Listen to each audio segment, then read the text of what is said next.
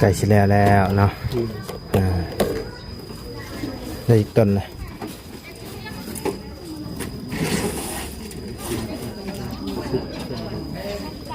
นับดู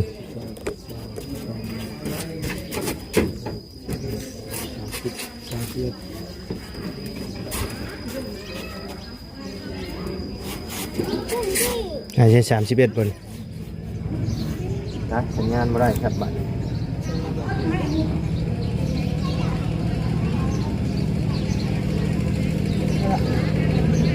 สัญญาณไปยืนแฟนเนาะแฟนมาให้ได้แก้วมันในสูงเด้อช้าปู่อย่าปวดอย่าไปเด้อจ้า โอเคขอบใจละลายลูกโดยนะพอไล่กาเนาะต้องขอบคุณทั้งพ่อกับแม่ได้เด้อเนาะที่ไว้วางใจให้ทางบ่ไล่เป็นสะพานบุญให้เนาะก็ขอให้พ่อกับแม่อยู่ดีมีแห้งความเจ็บบ่ให้ได้ความไข้บ่ให้มีเด้อเนาะ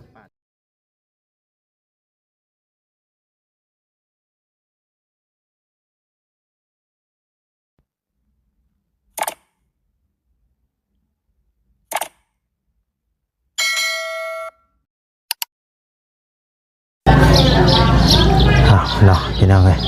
เปิดคลิปเปิดภาพมาตอนนี้ก็อยู่วัดบ้านดงหมักยางบ้านของบ่าวไร่นี่เองเนาะพี่น้องเอ้ยเอามื้อนี้ก็ทั้งเสาเพิ่นสิมาส่งเนาะพี่น้องเอ้ยเพิ่นโทรมาบอกแล้วเนาะแต่ว่าก็ถ่าโดนเติบเลยยังบ่เห็นมาอยู่เนาะจักโมงนี้สิมานี่เนาะพี่น้องโทรมาหากินนี่ว่ากำลังเอาเครื่องขึ้นรถเพิ่นมาเนาะก่อนอื่นก็กราบทักทายสบายดีเด้อเนาะพ่อแม่พี่น้อง FC เบิร์ดจุกูสู่คนเนาะบ่ว่าอยู่ในและต่างประเทศก็ยินดีต้อนรับเข้าสู่ช่องบ่าวไร่คือเก่าเนาะพี่น้องเอ้ย ก็เป็นทั้งทานที่แม่ผู้ที่เพิ่นสมทบซื้อเสามานี่ก็เป็นทั้งพ่อทอมสวรรค์ไสยศาสตร์แล้วก็แม่คอนสวรรค์ไสยศาสตร์แล้วก็แม่แก้วบริบูรณ์เนาะพี่น้องเอ้ยที่เพิ่นได้สมทบซื้อเสาเห็ดกำแพงวัดเนาะพี่น้องแต่ว่าก็ยังบ่ทันพอหรอกพี่น้องเอ้ยไล่จะไล่40ปลาย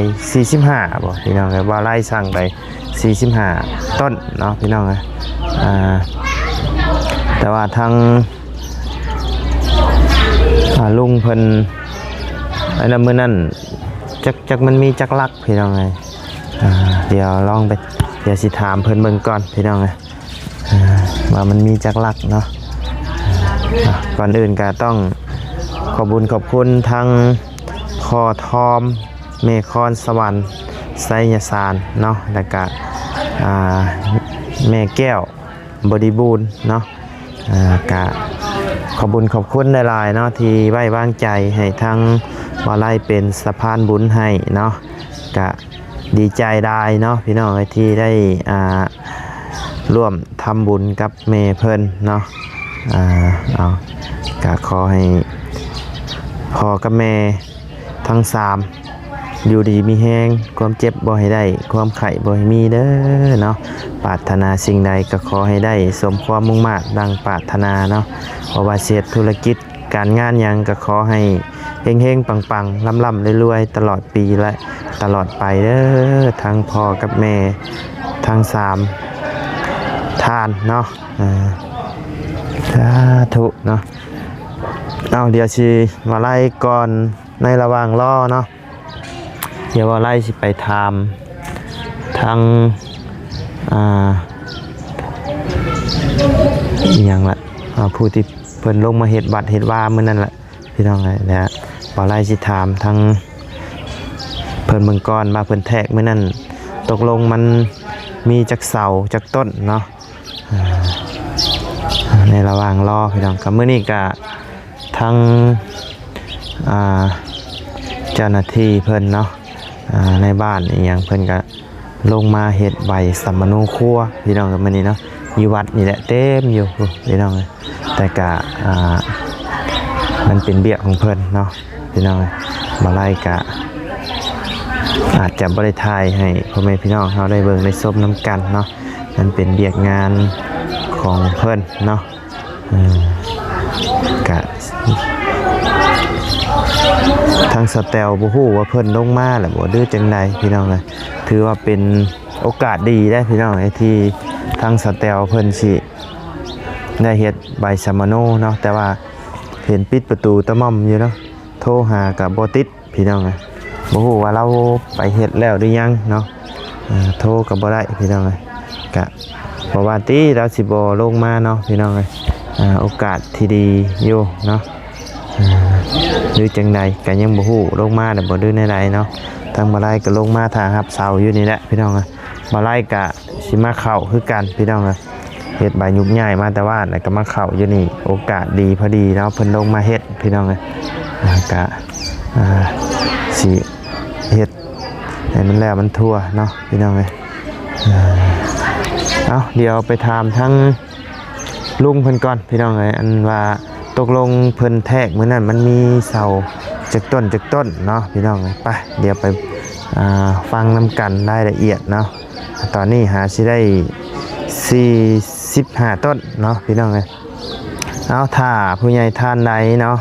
อยากร่วมทำบุญสร้างกำแพงวัดเนาะก็ยินดีเด้อเนาะพี่น้องเอ้ยทางบ่ไล่ยินดีที่จะเป็นสะพานบุญให้เนาะผู้ละต้น2ต้นก็บ่ว่ากันเนาะแล้วแต่กำลังทรัพย์กำลังศรัทธาเนาะพี่น้องเอ้ยก็ยินดีที่จะเป็นสะพานบุญให้เนาะคนละต้น2ต้นก็น่าจะพอแล้วแหละทั้งพอทอมทั้งพอทอมกับแม่คอนสวรรค์นี่เพิ่นสมทบมา200 ลอนเนาะพี่น้องแล้วก็ทั้งอันแม่แก้วบริบูรณ์นี่30 ลอนเนาะพี่น้องก็ได้อยู่40ปลายต้นเนาะประมาณนั้นพี่น้องได้อยู่40ปลายต้น45ต้นเนาะก็ด้านหน้าข้างนี้ก็น่าจะพออยู่พี่น้องคันสิพอเลยน่าจะพออยู่ด้านหน้าด้านหลังบ่พอกันนิดหน่อยเนาะพี่น้องก็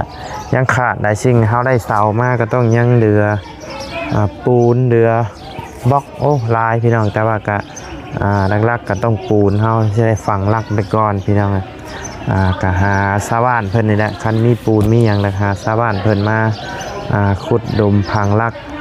เฮือนละต้นลงมาพังเสาอีหยังไว้เนาะพี่น้องกันผู้ใดบ่มีเวลาก็จ้างผู้ที่เพิ่นลงมาเฮ็ด40-50,000ก็ได้เนาะพี่น้องซอยกันนี่แหละพี่น้องเพราะว่าทั้งผู้ใหญ่เพิ่นก็สดซอยเรื่องกำลังทรัพย์เนาะเฮาก็ซอยแห้งถือว่าเอาบุญน้ำกันนั่นแหละพี่น้องเฮาเฮ็ดเฮาก็บ่ได้เฮ็ดของตัวเองเฮาเฮ็ดส่วนรวมของทุกคนเลยพี่น้องซอยกันเฮ็ดเนาะเอาบุญน้ำกันพี่น้องเฮาสร้างไว้พี่น้องเพื่อให้คนรุ่นดังเพิ่นได้อย่างเนี่ยบ่ไล่ครับว่าบ่ถึกพี่น้องเลยเนาะเดี๋ยวจังสิไปถามทั้งลุงเพิ่นก่อนจักหน่อยนึงเนาะว่าเสานี่มันใส่จากต้นเนาะพี่น้องเลยไปพี่น้องเลยเดี๋ยวถามทั้งลุงเพิ่นก่อนพี่น้องเลยสบายดีเด้อสบายดีเดี๋ยวมายับเข้ามาหากล้องสบายดีโดยอันเจ้าว่าแทกอันสาววัดมื้อน่ะแม่นมันถึกจักต้นคือเบื้องละ30เบื้องละ30ต้นแม่นแต่ว่ายังบ่ทันหักออกประตูกะบ่สิเฮ็ดหม่องใดประตูเฮ็ดหม่องเก่านี่แหละเฮาว่าในความคิดเฮานี่เอาหม่องนี้งามลุงหม่องนี้เพราะว่าคนมาน่ะมันเป็นทางเข้าได้หม่องนี้มันเจาะนะเจาะอย่ามาพี่เอาแวดหม่องนี้เลยนะในความคิดนะจะเอามาแล้ว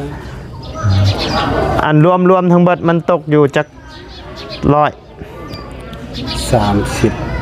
อยปลาย 100ปลายหนึงบ่ แม่น180ก็บ่ทันห่างออกประตูเด้อหั่น เฮ็ดจังแมตร เฮ็ดเม็ด50 แมตร50 แม่น โอ้ทั้งหลวงพ่อยังพ่อเพิ่นว่าคือว่าให้เฮ็ด2เมตรบ่ 2เม็ดมันยืนโพดบ่ ยืนเนาะ แม่น2เม็ดมันยืน เฮากะไว้ว่าประมาณ200ปลายพุ่นเด้ บ่แทกได้ครั้งนึง30นี่ก็30 โอ้ข้าง30ติแต่ว่าตอนนี้เฮามีแล้ว45ต้นแต่ยังขาดอีกเท่าไหร่บัดทั้งเบิดมันเท่าไหร่นะยังอยู่100ปลายบ่ แม่นยังเหลืออยู่135ต้นเนาะ บ่ยังเหลือวัน90 ฮะ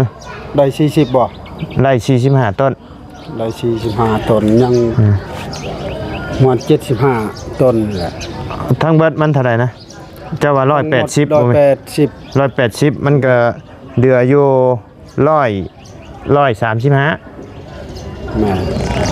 บ่เฮายังสิหักประตูคงเด้บ่ทันออกเด้ ประตูกะว่าจักเม็ด ประตูคงก็ระดับ3เมตรนะ 3-4 เม็ดพุ่นแล้วเนาะ แม่นแหละ3เมตรก็2เสาบ่ เฮากะไว้ประมาณ200พุ่นเลยลุงเอ้ย200ไปปลายแทกแล้วเลยเนาะ แม่น โอ้ดีเด้อซะ แล้วก็จงประตูคงแล้วก็เบื้องนั้นเด้คือสิจง มันลอย อ๋อสิเฮ็ดสิเฮ็ดประตู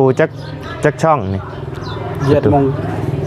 3-4พุ่นแล้ว 3-4 แล้วนั้นก็ทางเข้านั่นก็สิเฮ็ดอยู่ อ๋อ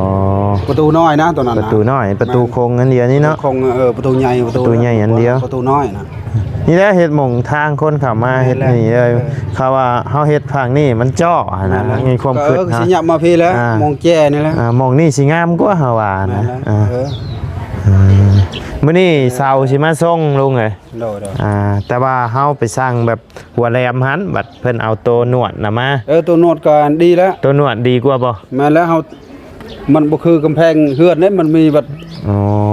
อันนี้บัดกำแพงของเฮาเทแบบเพียงไปเลยเด้ โอ้เอาดิเท เฮาได้ เลยเนาะ ได้มัดเหล็กใส่เลยสบาย โดยแสดงว่าร้านหน้านี่น่าจะพอเนาะเฮาสิใช้เฮา อันนี้นานี่ก็30เชื่อ30ก็40แล้วก็เหลือ15เสาแล้วได้ 15ต้นเนาะก็มาต่อทางนี้พังไว้นำ 15ก็เหลือแล้วก็นั่งอันนี้ก็30ไล่ว่า90 ก็ยังได้อยู่เนาะยังได้สิ่ง 90ก็หักออก15ก็ยังเหลือเท่าไหร่ยังเหลือ75 พังนี่ก็30บ่ แม่นไล่30หมด ไร่30บ่เด้อมันเป็นมูลทนเลยนี่เนาะวัดนี่เนาะ แม่นแหละ เฮาว่าอันดวงนี่สิยาวกว่าหน่อยนึงนะบ่แม่นบ่ บ่ มูลทนเนาะ แม่นแหละ ก็ยังขาดอีกบหลายเนาะพี่น้องก็เพื่อไว้เอาประมาณจัก130ซะเนาะประมาณ130เฮาไล่มาแล้วทั้งเบิดมัน180เนาะ แม่นแหละ180ไล่มาแล้ว45ก็ยังเหลืออยู่135 แม่นแหละ เนาะ135ต้นพี่น้องเอ้ยเอาเนาะถ้าผู้ใหญ่ท่านใดเนาะอยากร่วมสร้างบัตรสร้างบ้าทำบุญนำบัตรบ้านดงเมืองยางเนาะก็ยินดีเด้อเนาะที่จะเป็นสะพานบุญให้เนาะติดต่อมาหาทางบ่าวไร่ได้พี่น้องเอ้ยตอนนี้ก็สิได้เสาอยู่45ต้นพี่น้องเอ้ยก็มานี่ก็เอาไว้มองได้นี่เสากำลังมาตอนนี้ ไว้ได้นี่ ไว้แจพุ่นแล้วเนาะแจพุ่นเพราะว่าเขาได้พังแต่พุ่นมาเนาะว่าสิเฮ็ดตัวนี้ก่อนบ่ทางหน้านี่ก่อนสิพังทางหน้าก่อน ก็รับแรกก็ มาเสานี่ก็ต้องมีปูนน้ำอีกแล้วเนาะ แม่นแล้ว ปูนแห่ทราย ปูนพอได้เทเมียนได้ แม่นพอได้เทไว้กะเรื่องเทนี่ก็สิบ่ยากหรอกแต่ละหลังคาเฮือนเอาคนละต้นก็น่าจะได้เนาะลุงเนาะ เฮ็ดรวมก็ได้ว่าท เฮ็ดรวมก็ได้วันนั้นเฮาจังเฮ็ดแบบยังบอกดิกเป็นบอกเป็นยังก่อเด้ น้อย แบบว่าเฮาเทยายเสาเมียนซื่อ อันแบบว่าคันเฮาเทคันเฮายามเฮาก่อกะหรือว่าเฮาสิเอาเฮือนละห้องคันผู้ใดเฮ็ดบ่เป็นกะให้จ้างช่างเอาหากันแน่นั้นก็ได้เนาะ ได้คันว่ามีปูนมีบล็อกแบบนั้นนะ น้อยแบบว่าเฮากะได้ตัวนั้นแล้วบ่เฮ็ดเองน้อยพอได้ปูนแม่นก็คล้ายๆเฮ็ดคล้ายๆกับโรงเรียนนั่นแหละพี่น้องแต่มันก็สิง่ายกว่าโรงเรียนอยู่คำแพงนี่เนาะลุงเนาะแม่นแหละเอากะก็ยังบ่ทันฮู้ว่ามันสิมีจักล็อกสิแบ่งคนละล็อกเลยคนละช่องก็บ่ยักผู้ละช่องผู้ละ3ก็ว่าไปเนาะเพราะว่าบ้านเฮามันก็น้อยเวลาย้ายหลักคนแล้วเฮาจังฮู้ว่ามันมีจักล็อกแม่นมันจังกำหนดได้บ่อันนี้ตอนนี้เฮาก็ยังบ่ฮู้นะแต่พังนะอยากพังรวมก่อนโดยเฮ็ดสามัคคีกันเนาะทำบุญเฮาเฮ็ดนี่บ่แม่นเป็นบ่แม่นว่าของตัวเองนะเป็นส่วนรวมเนาะเป็นของส่วนรวมเบิดทุกคนพี่น้องเอ้ยเอาโอเคซะมีแต่ว่าเพิ่นละถาบเสาอีหยังมาเพิ่นละขอบใจหลายๆเนาะทั้งเบิดมัน180เนาะไล่มาแล้ว45ต้นพี่น้องเอ้ยเดี๋ยวเพิ่นกำลังสิฮอดแล้วล่ะเพิ่นโทรมาหากินนี่พี่น้องเอ้ยมื้อนี้เพิ่นก็มาเฮ็ดหยังเร็วใบสมโนจดใบสมโนเนาะคือสเตลนี่กรณีที่เราบ่มีหยังนี่ก็สิเฮ็ดแน่นบ่เห็นบ่คือบ่เห็นเราไปทางใดล่ะเราคือบ่ลงมาแจ้งเนาะอันนั้นเนี่ยว่าไปหากินบ่ไปที่เช้าบ่เห็นโทรหาก็บ่ได้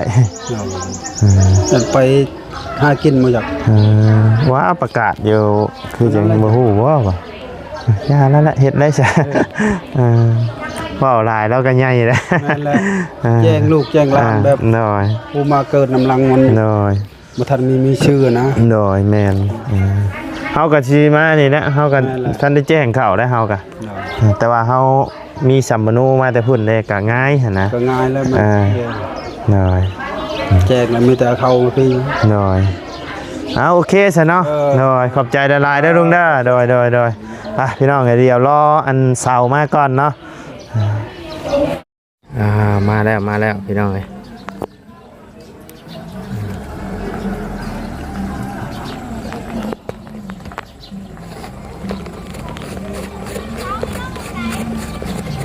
พุ่นเลย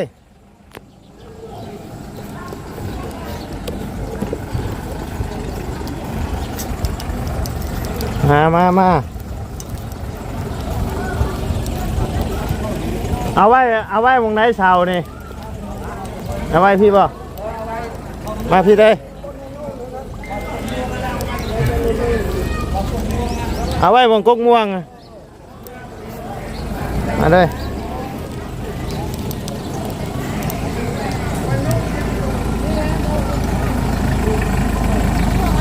แม่นกกม่วงเอาไว้ใช้เอาไว้นี่บ่เอาไว้เลื่อนนี่เด้อคนน่ะเอาไว้นี่เด้อก็ได้โอเคเด้อกรรมกรมีแต่ยิงบ่ลอยแฮะผู้ชายไปป้านคณะบ่ล่ะโอ้คักแค่นี่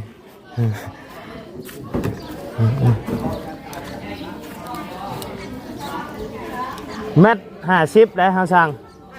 แม่นพอดีป่ะ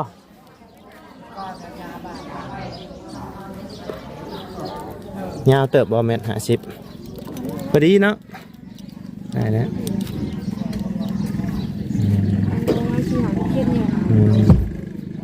เอาคือบ่เอาเคนมายกดอกตอบนั่นคือมีเคนมายกต่ำป่ะเพื่อเขาเทคานขึ้นก็น่าจะโอเคอยู่มั้งเขาอ่ะ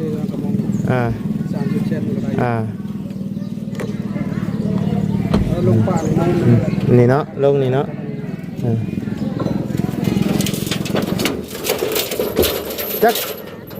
จักต้นเจ๊45โอเคตอนมาชงอยู่นี่คือจังว่าเอาเคนยกลงเลยนี่ แม่นแหละเอาหุ่นอันนั้นเสาใหญ่นี่นะคะ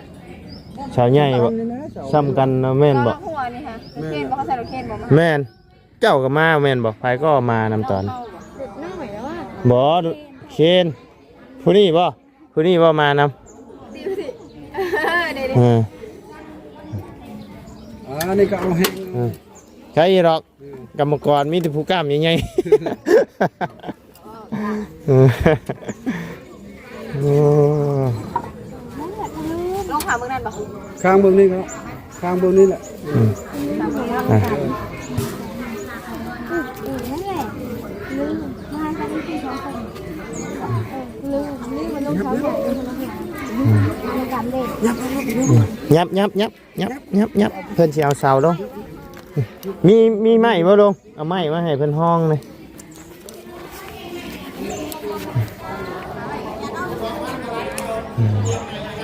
โอ้ฮะโอ้เจ้าบ่อยากดังบ่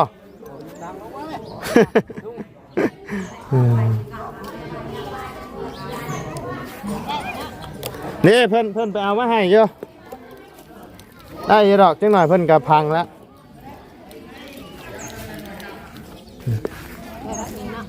ได้ได้ละ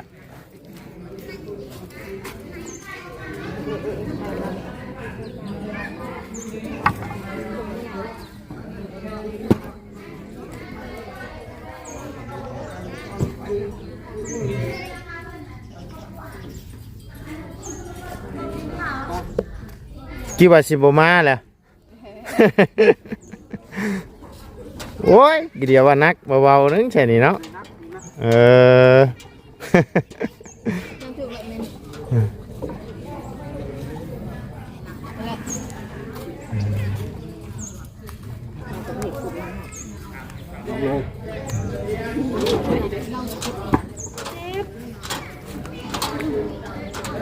ทึบ โอ้บ่ได้เด้อ สองคนยก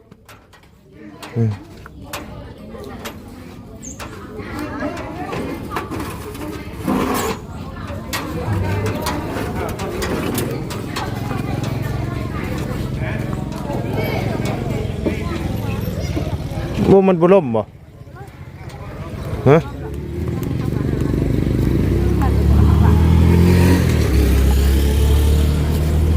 ถ้าแม่นเอาก็เอาแบบนี้เบิดเลยแบบนี้เนาะ เอาแบบนี้เลย ที่ ถ้าได้นั่นทำได้ก็ขึ้นเลยบื้อนะเขาอยากเทคานก็ได้บ่เทก็ได้นี่ฮะ ได้ ไม่ได้เทคานทับอยู่แล้ว แม่น เขาจะเอาเทคานทับอยู่แล้ว แม่นมันต้องเทคานทับ ครับแล้ว ดีเลยดีได้จะเอาแบบนี้มาให้สร้างเทคานทับ สร้างเลยสร้างเพิ่นว่าถึกแล้วเพิ่นว่าขอไปสร้างตัวหัวแรมฮัน ดีได้จะเอาแบบนี้มา ขนาดแบบใส่น้ำมักจับและการใส่อันนั้นนะที่ได้ก่อนเลย ได้ แบบนี้แบบเพื่อนแม่นั่นแหละมันนี่แบบ ได้ เขาเทเที่ยงเลยได้ โอ้แฮงอย่างนี้พุ่นนี่เนาะ ธรรมดา โอ้ร้อยอย่างนี้อืม ผู้ใดเดี๋ยวกูกินเอง เจียวผัวหรือเจียวเมีย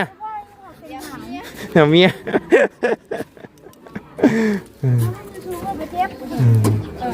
เจ็บมันอยู่สูงเลย จับมาอยู่นะ เงือเจ๊เด้อทับตีนได้ เจ็บอาหารเคยนอนนอน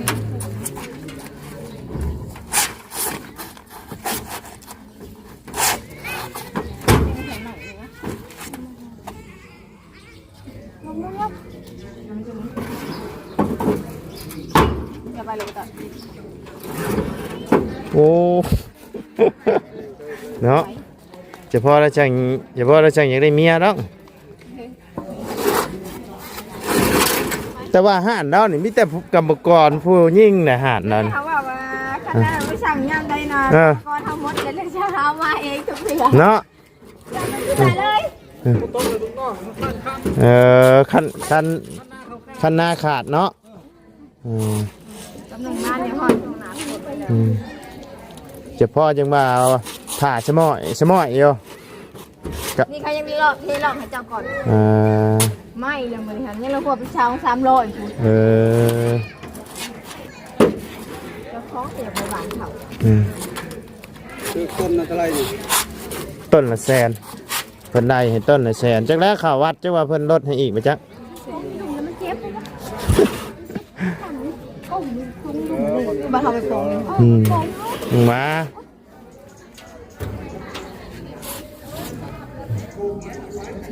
ใครๆก็ได้เอาไปปะ เอาก็ปิ้นอ้าวขึ้นเท่าไหร่สิลงมาเลย ยังมีเราโมยขึ้น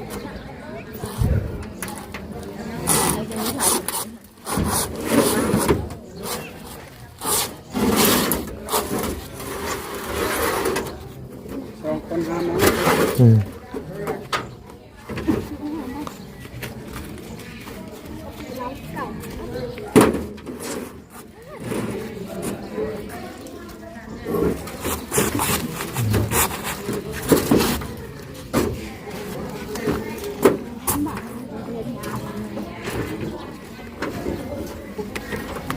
ยื่นไปมึงเงินกันง่ายที่เขา45มันบริง่ายคือขึ้นแล้วมันสูง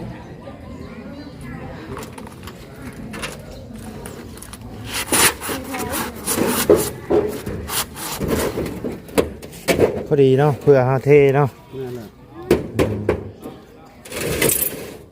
ได้อีกต้นนะเดี๋ยวให้เพิ่นให้ มีต้น ยกเสาลงก่อนพี่น้องใกล้สิแล้วเนาะได้อีกต้นนะ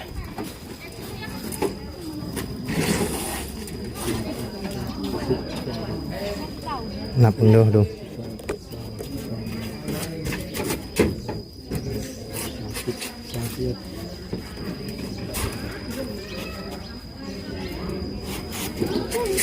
อาจจะ31บนมันก็บ่ฮอด45ได้ใช่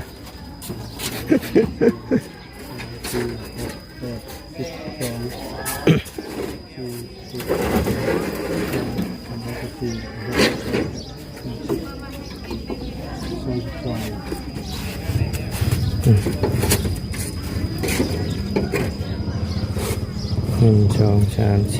5 6 7 8 9 10 11 12 13 14 15 16 17 18 19 20 21 22 23 24 25 26 27 28 29 30 31 32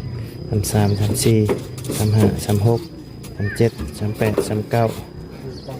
40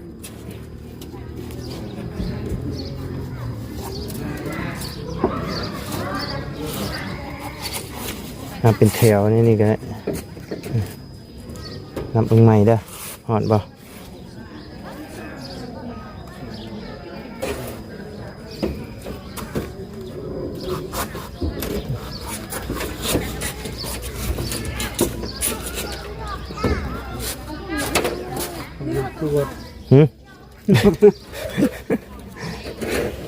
ได้บ่ครบแล้วบ่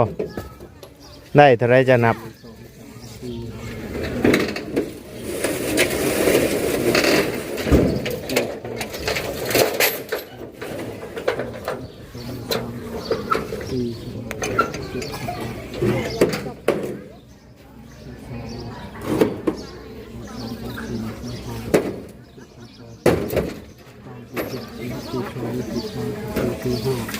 45เอาครบเนาะโอเคเรียบร้อยนะพี่น้องเลย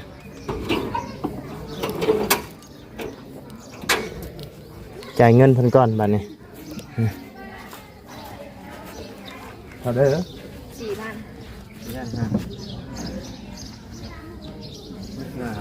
บ่มีเงินสดได้ไปสิโอนให้ครับพี่น้อง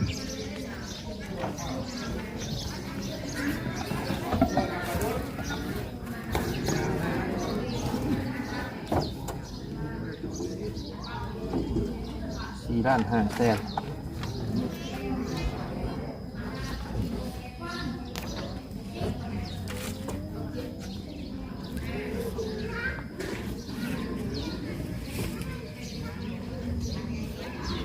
แห่กันแห่ไส้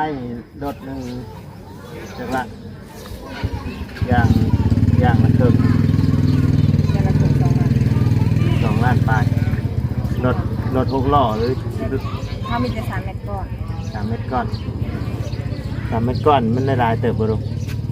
น่าเติบได้เนาะ3 ขีดเลยนี่ค่ะ ปลาย เหลือดอก ฮะโอ้หอบเลย โอ้โหมแล้วบ่พ่อแต่อย่างละรถยังบ่อันพอบ่อยากพ่อพุ่นเลยเนาะ นั่นแหละ แต่อย่างละรถยังบ่อยากพ่อได้ขันหอบเลย บ่ถามไม่สิเนาะถ้าเนื่องเกือมีงบมาสิสร้าง นั่นแหละ เบอร์ มันก็คือว่าอะไรอีกตามราคาก็บ่คือเก่า 2 ล้านปลายแต่ปลายมัน บางทีมันก็คันเป็นน้ำมันลงนั่นนี่ลงเขาก็จะลงหน่อยๆหนึงขนาดขึ้นมันก็ขึ้นจะเอาได้เฟซจะเอาเฟซเข้ากันได้เข้าใจสั่งส่งไปง่าย นะสัญญาณบ่ได้ครับบัด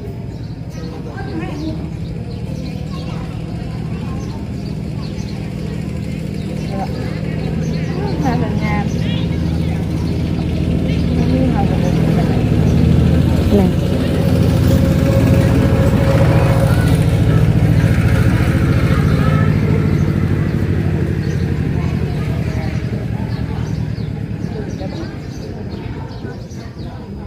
เบอร์เขาชาย ถักแอปเขาก็ได้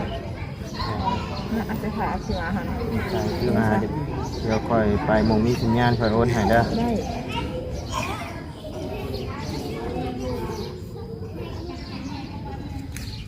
โอ้ยกดกล่องก็หาบ่พอกันเดือดแฮะ ก็อ่านมัน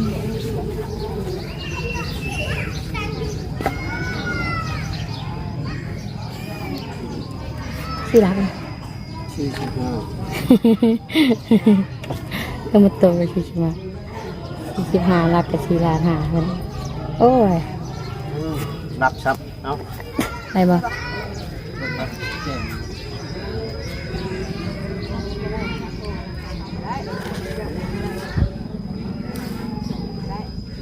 ่าทานไหม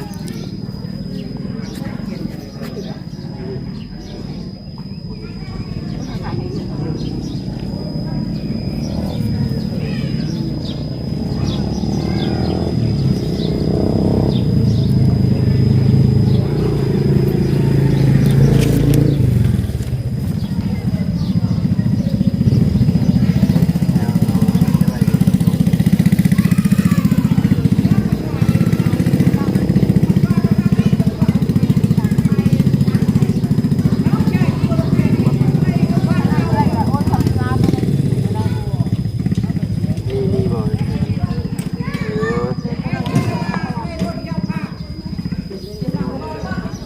ดูด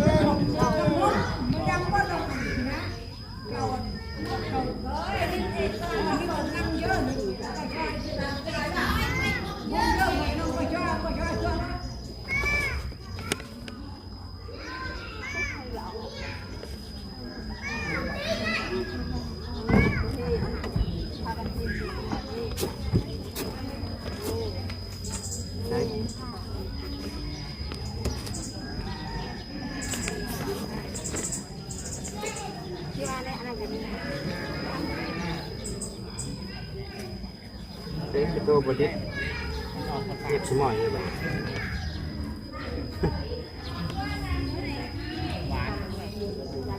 นี่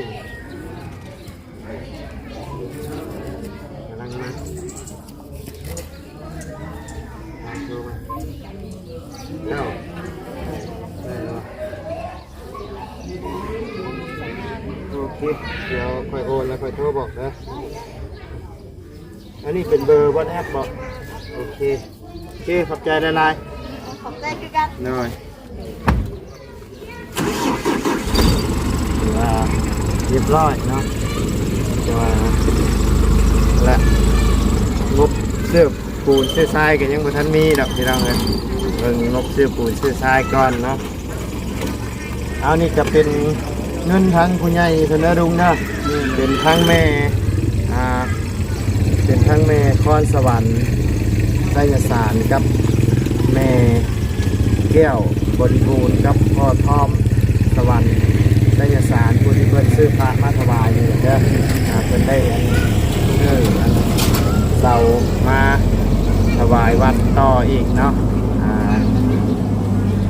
ทบนะสมทบเฮ็ดอันนี้แหละเนาะแต่ก็ยังบ่ทันพอหรอกเนาะเอามีแต่ว่า ได้แล้ว ให้ทั้งลุงฝากขอบคุณขอบคุณเพิ่นเด้อจังหน่อยนึงเนาะ ดีมีแห้งเด้อผู้ใหญ่ใจดีเนาะมาบริจาคเซให้นอนหลับให้ได้เงินหมื่นนอนตื่นให้ได้เงินแสนเนาะแสนหน้าให้ได้แก้วมณีสุขเด้อสาธุอย่าปวดอย่าไปเด้อจ้า โอเคขอบใจหลายๆลุงเด้อนะเอาทางบ่ไล่กาเนาะต้องขอบคุณทั้งพ่อกับแม่หลายๆเด้อเนาะที่ไว้วางใจให้ทางบ่ไล่เป็นสะพานบุญให้เนาะก็ขอให้พ่อกับแม่อยู่ดีมีแห้งความเจ็บบ่ให้ได้ความไข่บ่ให้มีเด้อเนาะปรารถนาสิ่งใดก็ขอให้ได้สมความมุ่งมั่นดังปรารถนาเนาะเนี่ยเพราะว่า โด โอย เคสำหรับพี่น้องเลยเดียวทางเพิ่นเอิ้นชื่อแล้วเนาะไปมีแต่ว่าทางบ่ไล่ก็ขอบคุณทั้งแม่ละลายเนาะสบายดีเด้อ